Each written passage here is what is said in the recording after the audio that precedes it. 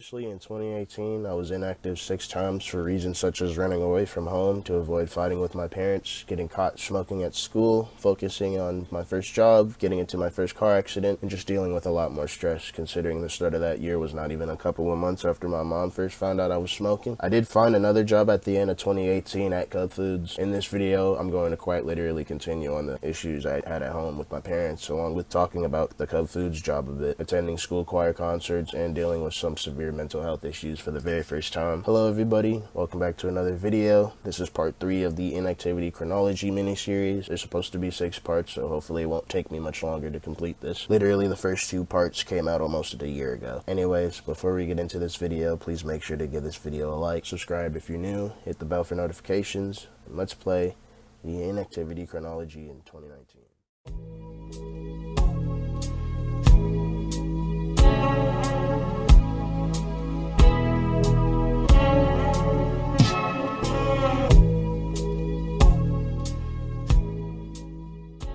I was able to start saving up money in an attempt to get my second car at the time after finding a job at Cub Foods. The process was much slower compared to now, as for one, I was 16, and 2, they were only paying me $10 an hour with 25-hour weeks. I was able to save up to $700 before it all went to shit on Valentine's Day when I missed the bus to go back to the hood in the middle of the snowstorm. My phone was dead, I didn't have a way to charge it, and I didn't remember my job's phone number. By the time I was able to get back to my homie's couch, I realized I had gotten fired for a no-call, no-show. It didn't help that I got kicked out 4 different times over the course of working at Cub Foods in 2 months. I already had to call in a bunch of times because I couldn't make it to work in the freezing cold being homeless behind their back. On January 8th, I ran into the neighbor's house to call the cops after dealing with an intense physical altercation with my parents over a weed roach. They ended up finding a little sack in my room and charging me at that neighbor's house, along with the police telling me I can't come back for the night. I came back the next day and got kicked out again by my parents for trying to tie things up early and spent another 5 days away. My parents really had the fucking temper, alright? I got kicked out again on February 8th for skipping school. I was gone for 3 days, and it was actually around this time my choir class initially got some fill-in with my entire situation. It was pretty sad altogether. I mean, I came into class with a bag of clothes and some bathroom supplies. I came back and got kicked out within a day again. This time it was about that Facebook post I made about my mother. I had another confrontation and fight with her and my stepdad over it, and I then went to stay at an old buddy's crib in the same neighborhood for 2 weeks on February 12th. This was also around the time I was around some friends who were going through some pretty dark times of their own with much harder drugs. It was kind of a hectic lifestyle in the streets. After dealing with friends and staff at school worrying about me, blowing all of my money I saved on drugs and food, and finally being able to sit at home without getting into problems with my parents for longer than a week, I finally came up with the respawn video on the 13th of March after 7.5 months of inactivity. After I uploaded the Gas Money Move video, the excuse for being absent on YouTube at this time was pretty much the same as last time. Just add some choir concert events, more job searching, and not wanting to go through with the stress of all that while letting YouTube videos take all of my time. Making these videos is already time consuming now, but back then I had slower equipment, so I figured I'd come back once I get my job stuff figured out at least. After I finally got a ride orientation for my first job and had a set start date, I came back again with the Summer 19 Moves video on the 21st of April after another month of inactivity. Just a couple days after me and my stepdad got into a fight over a simple chore. I had blown snot in a cup and I left it on a bathroom sink for a few minutes. He encountered it and told me to throw the cup away. I didn't hear him say throw it in the outside garbage can, so I just threw it in the bin that was in the same bathroom, and he instantly threw a fit at me. After another heated argument escalated, he pulled out a switchblade and I instantly was running away from him in the house. There was actually another situation very similar to this that went down between us a month afterwards, but I ended up just storming out of the house and calling the cops just to get lectured by the police and my parents for being such a disobedient kid. It didn't matter that if I avoided a whole fight they were trying to start in the first place. It's always me not being somebody's bitch. Anyway, I was gone for a couple of days. Around this time, I was having conversations with a couple people who happened to be in a relationship with each other, and they initially brought up the house they were staying at. Homie's parents was planning on moving out and letting them keep that house for the summer. I totally thought I was finally going to be able to leave my toxic parents for good and move on with life as a 17-year-old working a landscaping job with another friend that would pay more money than I had ever seen at the time, but literally all that went to shit. On top of initially spending 2 months months being inactive before the summer. I was homeless again after the homie kicked me out when I didn't have any money to show for him, and I would eventually end up having to face my family again after my sweet antics of trying to leave for good. And that was just a whole nother situation that caused me being inactive for another 4 months after the taking acid while homeless video. I'm actually kind of surprised that me and dude are still friends considering everything that's happened then. I mean, his life was literally falling out just days after he kicked me out of that house. He was going to have roommates and all that shit set up for good, but not only him doing me dirty like that, adding on to his reputation at the time, his girlfriend tore up and trashed the whole house, and she tried committing suicide. Dude also got beat up at a park by some people that was fucking with at the time, and he caught like 6 different charges on some complete other shit. 2 of them were felonies. So yeah, I think it's safe to say that being homeless still fucking sucks, but I don't regret getting kicked out of that house. If he lost that house within a month, ain't no telling what type of situations I would have gotten myself then. I took my stepdad's bike for the last time to go to a friend's house out of boredom after coming back home just 3 weeks prior. Starting on July 9th, a series of events went down between me and my mom, my stepdad, once again in a month's time that would lead me to being arrested on 3 different charges, including a gross misdemeanor assault charge. If you're interested in the full story, feel free to check out the arrested on 3 charges I made in 2020, but not even 2 days after I uploaded the taking acid while homeless video, they took all the computers and a bunch of other shit that was in my room and threw it all away after they kicked me out over leaving my stepdad's bike at a friend's house and puking in their backyard 15 times. I had a mental breakdown once I found out she lied about it, and she figured smashing a vase on my head would de-escalate the situation, but it just turned into a fight that I would get arrested for. I got charged with assault and damage to property, both in the 4th degree.